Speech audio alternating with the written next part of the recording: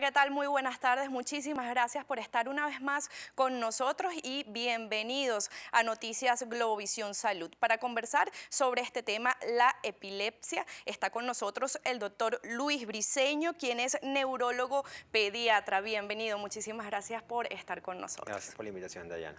Bien, doctor. Dentro de nuestro cerebro está una serie de factores eléctricos, ¿no? Que funcionan por lo general en armonía, como una red eléctrica. Sin embargo, un día ocurre una tormenta eléctrica que nos saca de nuestras funciones. ¿Qué es la epilepsia? Sí, la epilepsia, como bien dijo el micro introductorio, es cuando ocurren crisis epilépticas de manera recurrente. Y las crisis epilépticas se producen por una descarga eléctrica cerebral excesiva en alguna parte del cerebro que en algunas situaciones se puede bilateralizar o generalizar. Y eso produce los diferentes tipos de crisis epilépticas. Para entender, doctor, un poco más este tema, ¿cómo funciona nuestro cerebro?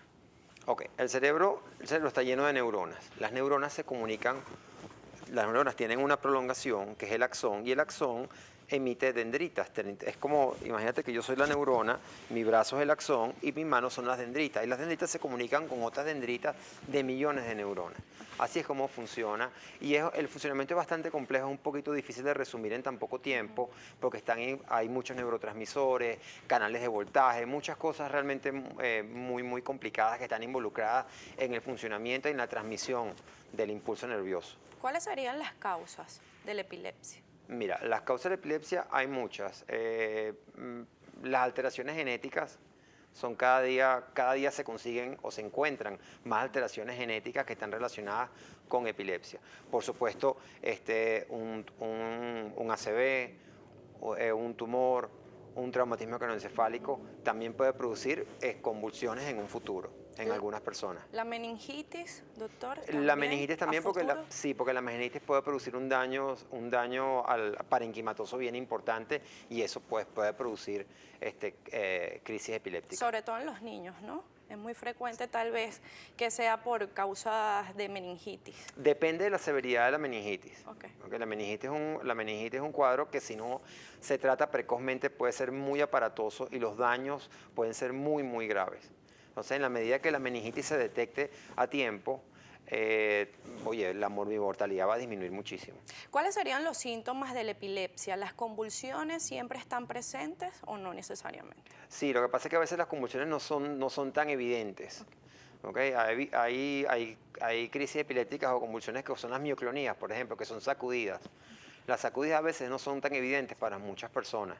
Las crisis de ausencia, por ejemplo, que es una crisis que puede pasar desapercibida por mucho tiempo. ¿Cómo es una crisis de ausencia? Crisis de ausencia. La crisis de ausencia, la persona se desconecta, pero no hay un mayor cambio o pérdida de postura, el paciente empieza a parpadear, se queda con la mirada fija y una vez que el episodio cede, que generalmente dura muy poco tiempo, escasos segundos, rara vez una ausencia típica dura más de 30 segundos, el paciente resume sus actividades o continúa sus actividades como si no hubiese pasado nada. Las ausencias se caracterizan porque no hay un periodo posictal como hay en las crisis clásicas que la gente conoce que son las crisis tónico-clónicas, donde hay un movimiento importante del cuerpo. Esas crisis generalmente producen, a menos que sean muy cortas, pero generalmente producen un periodo posictal, que es el periodo que viene después de la crisis epiléptica donde hay letargo, adormecimiento, el paciente quiere dormir o está confundido. En cambio, las crisis de ausencia no tienen periodo posictal. El paciente, la ausencia desaparece o cede y el paciente continúa haciendo sus actividades como si nada. Además de la ausencia, ¿qué otros síntomas, doctora, pueden presentarse? Tú dices los diferentes tipos de crisis de epilepsia. Sí, bueno, están las crisis tónico-clónicas, las crisis atónicas, donde hay una pérdida brusca del tono muscular que generalmente se acompañan de caída. Desmayos. No tanto desmayo. La crisis atónica es diferente, porque la crisis atónica el paciente está ahí, el paciente se cae, que es lo que llaman drop attacks en inglés. En la literatura inglesa y usan ese nombre. ¿Pérdida de la conciencia? Pérdida de la conciencia puede haber en algunas crisis epilépticas, en otras no, porque están las crisis generalizadas y las crisis focales. Las crisis generalizadas involucran pérdida de conciencia y las crisis focales puede no haber pérdida de la conciencia o puede haber un grado de pérdida de conciencia que es muy variable. Esas crisis generalizadas y focales quiere decir que, por ejemplo, en las generalizadas, la sacudida o estos movimientos involuntarios que se producen en todo el cuerpo, en cambio las focalizadas pueden ser en una parte. Sí, realmente la clasificación habla de que qué tan rápidamente se esparcen en el cerebro, esa actividad epiléptica cerebral. Es la velocidad de que se riega que se esparce esa actividad epiléptica cerebral.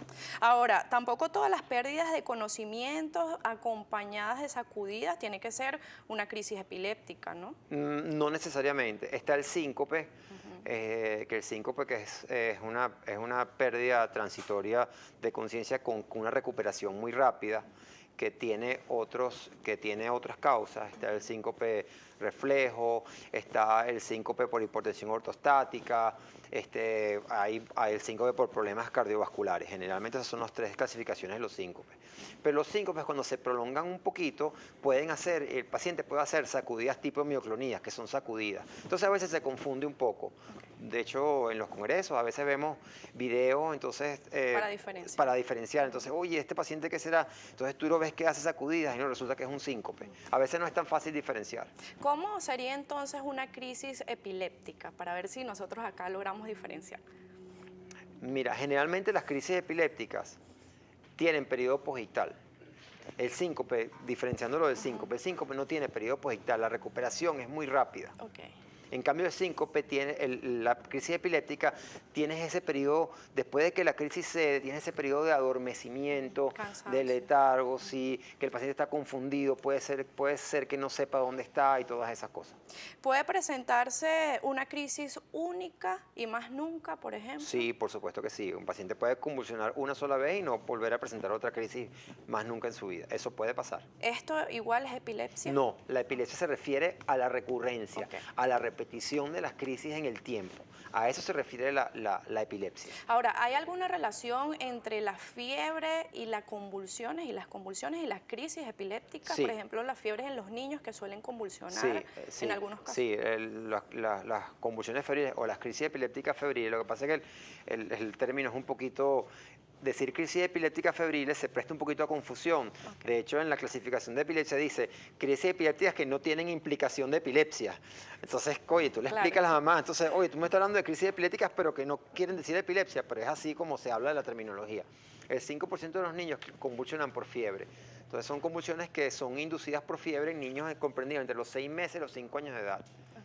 Se habla de ese rango porque, oye, una persona de 8 o 10 años que convulsiona por fiebre no es una convulsión febril, ya es un problema ya de otro tipo. Ahora, estos pacientes de 5 años de edad, por ejemplo, ¿son más propensos a desarrollar la epilepsia si tienen alguna fiebre con convulsiones, por ejemplo, o no tiene nada que ver? Fíjate, ya cuando estás acercando al límite superior del grupo etario, oye, un paciente de acá a los 5 años convulsiona por fiebre, oye, hay que ser un poquito más acucioso con el tema del estudio del paciente, porque es un paciente que probablemente tenga algún factor que haga que esa crisis se repita en el tiempo, porque ya está saliéndose del grupo etario normal de las convulsiones febriles, que es entre los 6 meses y los 5 años. Ahora, ¿un paciente con epilepsia puede prever un ataque? Esta respuesta me la va a dar al regreso de